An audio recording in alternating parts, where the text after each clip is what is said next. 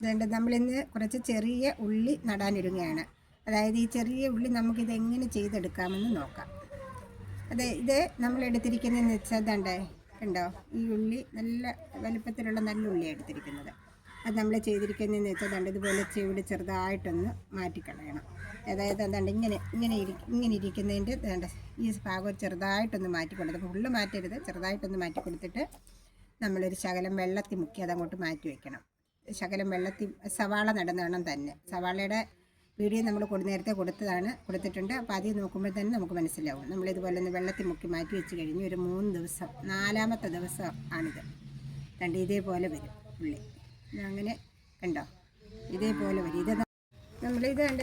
ഇതുപോലെ അല്ലാതെ ഇങ്ങനെ ഒന്നും ചെയ്യേണ്ട ആവശ്യമില്ല. അല്ലാതെ നമ്മൾ ഇതിലോട്ട് നട്ട് കൊടുത്താൽ ഈ ഉള്ളി കിളിച്ച് വരും. പക്ഷേ അതിന് ഒരുപാട് താമസമാണ്, ഒരു 7-8 ദിവസത്തെ താമസം വരും. അപ്പം നമുക്കതിനെക്കാട്ടിലൊക്കെ നല്ലത് ഇതുപോലെ ചെയ്ത് നേരത്തെ നമ്മളിതുപോലെ ചെയ്ത് വെച്ചാൽ ആ കിളിർപ്പോട് കൂടി അങ്ങോട്ട് എടുത്ത് നട്ട് കഴിഞ്ഞാൽ പിന്നെ ഇത് എളുപ്പമാണ് കിളിച്ച് കയറി വരുന്നത്. ഇതാണ്ട് നമ്മൾ ചെയ്ത് വെച്ചിരിക്കുന്നുണ്ട്. ഇതിനെല്ലാം മുളർപ്പ് വന്നിട്ടുണ്ട്. നമ്മളിങ്ങനെ ഉണ്ട്, വേര് ചെറിയ വേര് കൂടിയിട്ടുണ്ട്. കണ്ടോ, ഇതേപോലെ നമുക്കിത് പിന്നെ എളുപ്പം നമുക്കിത് കൃഷി ചെയ്തെടുക്കാവുന്ന ഒരു കാര്യമാണ്. എളുപ്പത്തിൽ ഇഷ്ടം പോലെ ഇതിനകത്ത് നമുക്ക് ഉള്ളി എടുക്കാനും പറ്റും. ഇതിൻ്റെ തണ്ടും നമുക്ക് പ്രയോജനമുള്ളതാണ്. തണ്ടും കട്ട് ചെയ്തെടുത്താലും വീണ്ടും ഈ തണ്ട് കിളിച്ച് വരും. നമുക്ക് 2-3 പ്രാവശ്യം ഇതിൻ്റെ തണ്ട് കട്ട് ചെയ്ത് മാറ്റി അത് നമുക്ക് ഉപയോഗിക്കാം. തോരനൊക്കെ വയ്ക്കാനായിട്ട് ഉപയോഗിക്കാം. അതേപോലെ തന്നെ ഇത് വീണ്ടും അതേപോലെ തണ്ട് എളുപ്പത്തിൽ ഇതിൻ്റെ തണ്ട് മേപ്പോട്ട് വരുന്നതാണ്. അതിനാവശ്യത്തിനുള്ള ചൂടും, ഒരുപാട് ചൂടായി പോകരുത്, ആവശ്യത്തിനുള്ള ചൂട് വേണം. വെള്ളം കെട്ടി നിൽക്കാതെ നമ്മൾ സൂക്ഷിക്കണം. അങ്ങനെ ചെയ്തുകൊണ്ടാൽ മതി. നമുക്കിനി ഇതൊന്ന് നട്ട് നോക്കാം.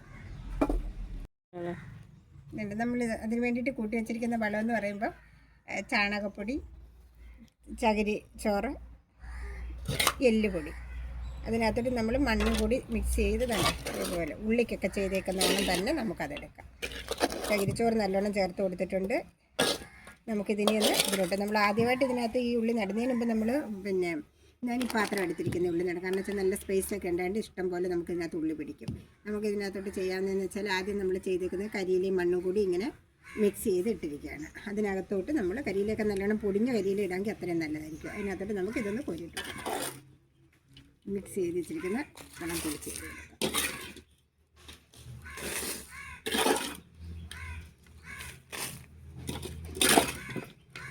കഴിഞ്ഞ വർഷം നമ്മൾ താഴെയാണ് നട്ടിരുന്നത്. മണ്ണൊക്കെ വെട്ടിക്കൂട്ടിയാണ് കിളച്ചിട്ടാണ് നമ്മൾ നട്ടിരുന്നത്.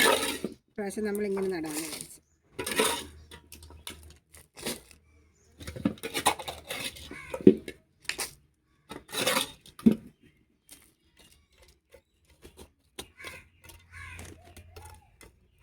ഇതുപോലെ ഫില്ല് ചെയ്തെടുത്തിട്ടുണ്ട്.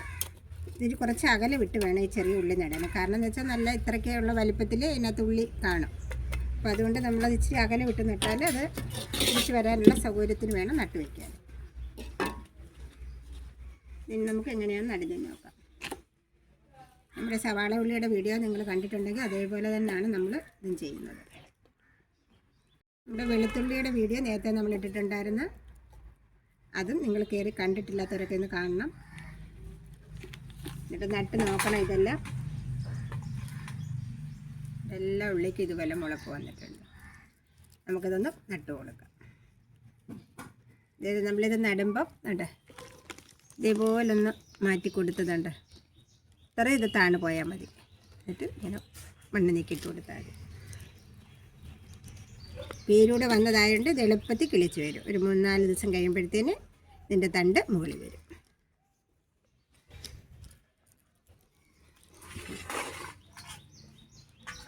നമ്മൾ ഇത്ര അകലം ഇട്ടാണ് കൊടുത്തിരിക്കുന്നത്. ഇത്ര അകലത്തിൻ്റെ ആവശ്യമുള്ളൂ. ഇതേപോലെ അകലത്തിൽ നട്ട് കൊടുത്ത് വെച്ചാൽ മതി.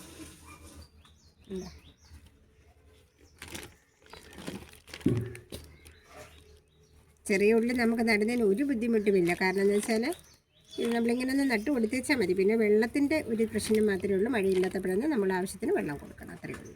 വെള്ളം ഒരുപാട് കെട്ടിക്കിടക്കരുത്. ഉള്ളിക്കത് പ്രത്യേകം ശ്രദ്ധിക്കണം. ഉള്ളി അഴുകിപ്പോകും. അത് നമ്മൾ പ്രത്യേകം ശ്രദ്ധിക്കണം. ഇതൊക്കെ നമ്മൾ വീട്ടിൽ തന്നെ ചെയ്തെടുക്കണം. അപ്പം നമുക്കതൊരു സന്തോഷം കൂടി കിട്ടുന്നൊരു കാര്യമാണ്.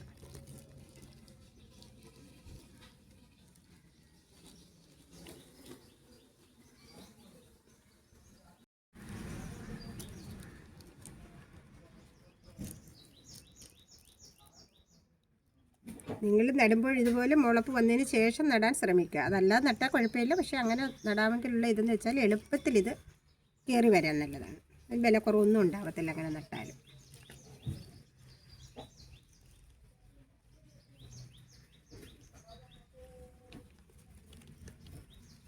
ഇലയ്ക്കും ഇതിൻ്റെ വലിയ ഉള്ളിയുടെ കൂട്ട് തന്നെയാണ്. ഇതിൻ്റെ മണവും രുചിയും എല്ലാം നമുക്ക് നല്ല ഇതായിട്ട് കിട്ടുന്നതാണ്.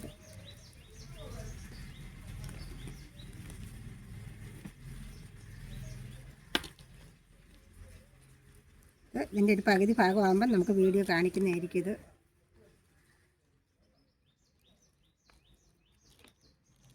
നിങ്ങളെല്ലാവരും ഇതുപോലെ ഒന്ന് ചെയ്ത് നോക്കുമെന്ന് ഞാൻ പ്രതീക്ഷിക്കുന്നു.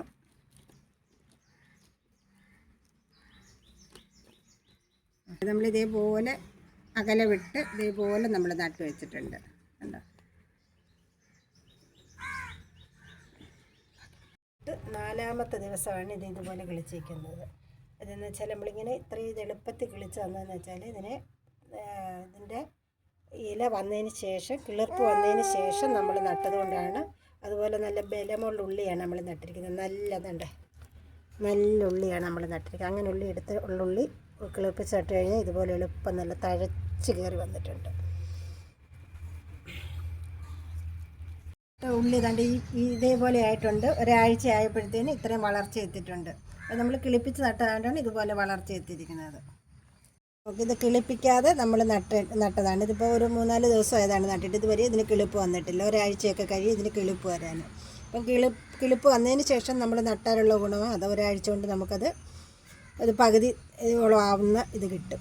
അപ്പോൾ ഇത് 3-4 ദിവസമായിട്ട് ഇത് കിളിച്ച് വന്നിട്ടില്ല. അപ്പോൾ ഒരു 5-6-7 ദിവസം എടുക്കും ഇതിന് കിളിച്ച് വരാൻ വേണ്ടി, മുള വരാൻ തന്നെ.